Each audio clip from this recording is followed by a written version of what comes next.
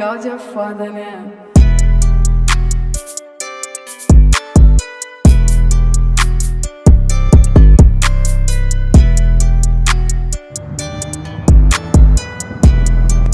I'm at John's Auto Repair on 138 in Riverdale.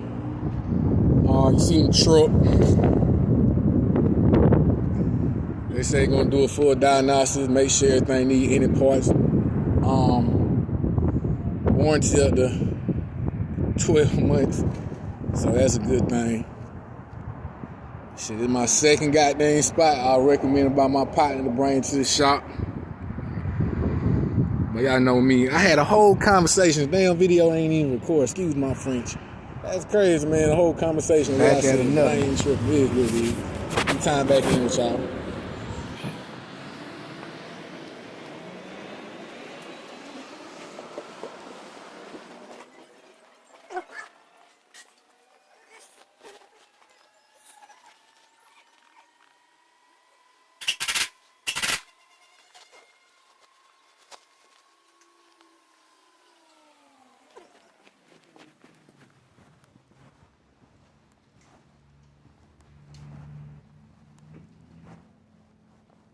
Mike.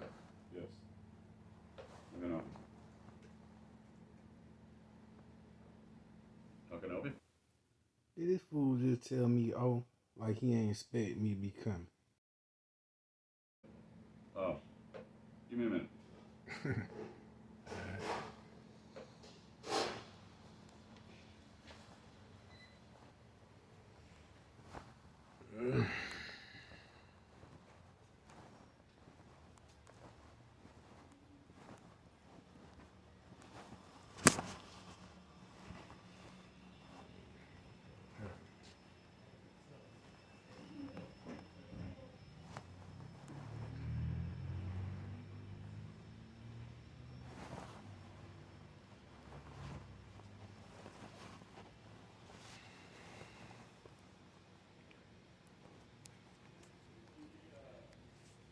What's in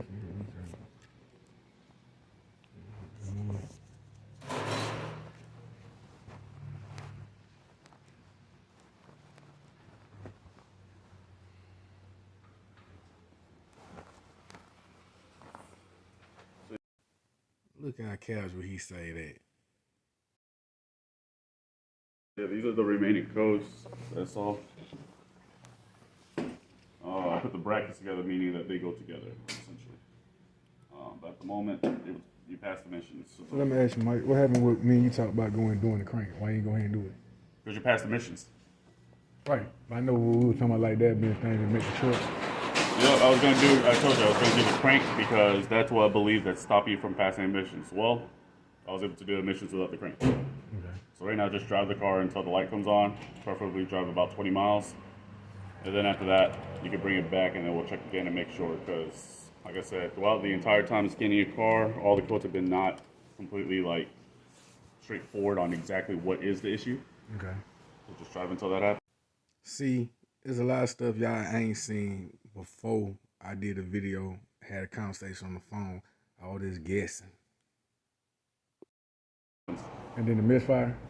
See, what blow me is that I had to keep on waiting, had to keep coming back, bring this and all this and that. It don't be nothing that what we be talking about. That's why I been repetitive saying the same thing in the video.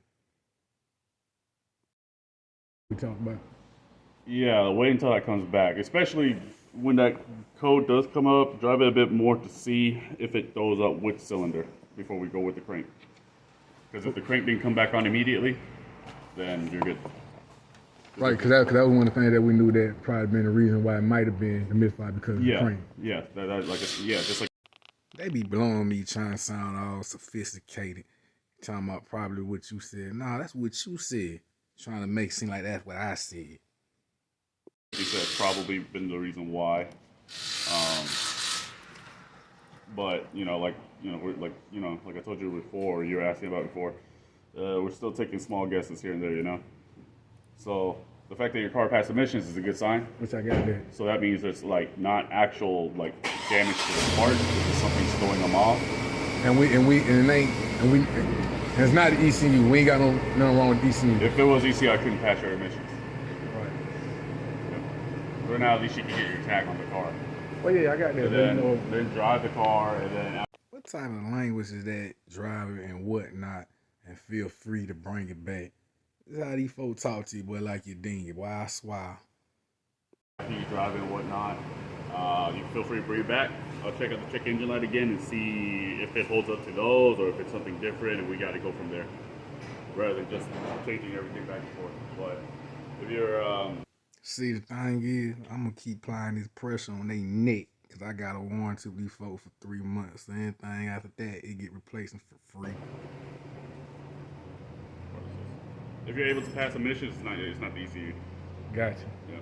But for my misfire, because that was an issue for me. You know, like for like that hesitation. Yeah, It show a whole lot of like to say a lot for some sort of reason. I tell you. That's the thing. The crane position sensor, still a hypothetical guess. Right. It's just an more educated guess. Because that happens in a lot of cars. But your check engine lights aren't always going to come up and be the exact same. The only thing that has been the exact same is the misfire. But it's, like I said, it's always been just random misfire, except that one time when you first brought it to me, it's been that misfire. That's it. Right. Which I ain't sure about the light. I'm just talking for us that I did have a hesitation with a misfire. Like, when it had that stutter, which I talked about. If you're asking if the misfire creates hesitation, yes.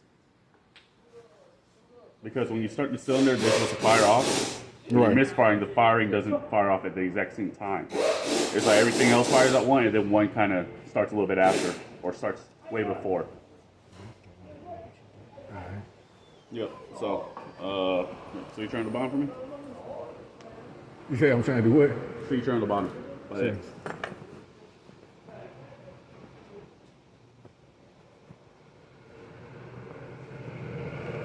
All right. Thank you. So, I know I keep saying the same repetitive question. Should, cause like say, I want to take the truck out of town, go to Savannah. I don't want to be hesitating, worried about cutting off on me. I know we don't change oxygen since I don't pass a mission. I get, you know what I'm saying, what we had done. When you got to go? That's the first question. This around 7th of February, 7th or 8th of February. Right now, for the rest of this week, drive the car. Okay. Drive the car about 20 miles plus, at least. Do that first, bring it back, we'll check again. Okay, but if hesitation, if you drive hesitation from here to Savannah, that misfire technically can cut off your car. Yeah, I know. Yeah, but the thing is, we don't know what cylinder is causing it. And you think it might could be the coil pack? I know it could be multiple things, but could that be? It's possible, yes. But that's the thing. Replacing a whole coil pack plus all that stuff in there, it's kind of like you replace it. What happens if you replace it all and then, like afterwards, you're still misfiring, you still have hesitation. That coat won't go away. That means something is causing it. You had O2 sensors. Back when you first brought it, I assumed O2 sensors. The O2 sensors can't cause it because it's always sending misinformation and data. Okay. Right? Replace that, don't have a single O2 sensor code. So that's good. Determine it's not the computer, right? Now, the thing is, it's misfiring. On older car, it takes a lot longer to drive. Some people have to drive like 100 miles total before that thing registers what cylinder's messed up. Okay, cause like I said, I just want to make sure I don't be to the point where, I'm still having that random and I don't know which, for the misfire. Yeah, it's going to be a step-by-step thing. So just drive it and then feel free to bring it back. So let me ask you, you think you're going to do anything different than already was doing with the misfire? Because all we did was just change the oxygen sensor, right? Yeah, the goal is to get you to pass emissions so you can at least drive the car. I mean, that was one of the things. Yeah. But I know that was one thing I wanted to get fixed. Yeah. Right now, because the thing is, we already drove it more than 20 miles. Okay. We haven't had an issue yet.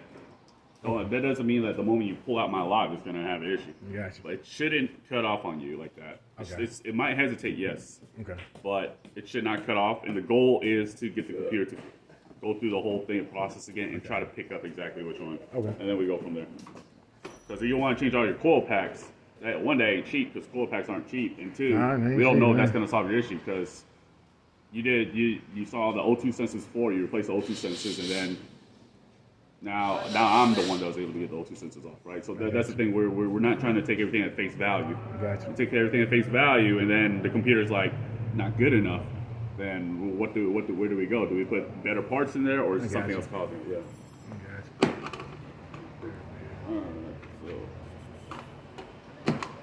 All right. 4 O2 sensors plus the emission passing. Hey man, that misfire. I gotta get that taken care of. Yeah, like I said, take it step by step.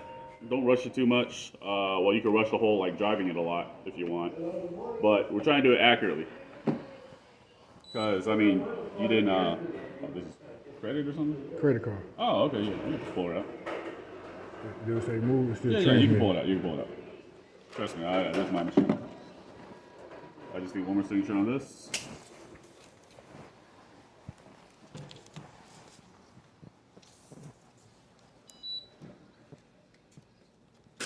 Yeah, take it step by step because, I mean, I don't want you to replace the O2 sensor again and then, or like, you know, how you replace the O2 sensor again, then you brought it to me and then I told you you got to replace it again, you know, like, we're going to take it step by step. Things, like I said, things correlate. Things correlate to each other. So that means even if you fix one, something else is going to happen. I get that. So we're just trying to get to the root cause. So other than that, yeah, just like I said, just drive the car. Like I said, drive the car for the rest of this week. If you have time next week, feel free to swing by. And then I'll check the codes again, and then we'll move from there. Okay. And these the rest of the ones that we seen. Yeah, those are the most recent codes. And what is this? The CKP sensor. Hey. Crank position sensor. And then it's right here. The system small leak detected. Yep, Would that be evap. the whole? That's basically fuel, evap, and all that. We were able to get your car to pass, so that means that at a certain time frame or window, that was not on. The question is, will it stay off? That's your. Yep. All right. So yeah, just don't stress it too much. Just drive it a couple of days, and then bring it back next week, whenever you like. Okay. What day be good? Whatever day it works for you. You don't have to tell me. You're under our warranty, so I can take you in at any time. So just bring it in. I'll check it again. More than likely, the light should be on by then. And then, I don't know, by the off chance the light doesn't come back on, just keep driving. But if it does come back on, drive it for the rest of this week at minimum. Bring it anytime you like next week. And let me ask you, the mission paper in the car? Mission paper is in there, and it's in the national database. Okay. I appreciate it, Mike. Yep, thank you. All right.